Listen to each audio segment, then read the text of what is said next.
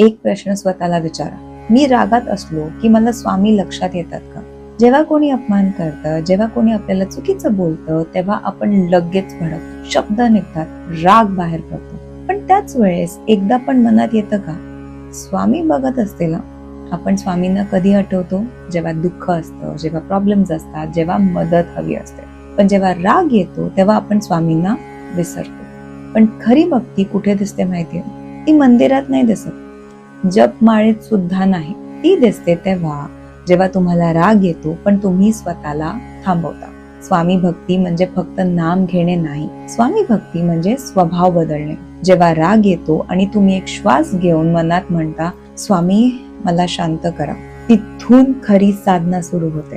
कारण स्वामींना ना मोठ्या पूजा नाही हव्यात, त्यांना पाहिजे असतं की तुमचा राग शांत व्हावा, तुमचा अहंकार हलका व्हावा आणि तुमचं मन स्वच्छ व्हावं. म्हणून पुढच्या वेळेस राग आला ना, लगेच प्रश्न विचारा, मी रागात आहे पण मला स्वामी आत्ता पण लक्षात आहेत का? श्री स्वामी समर्थ.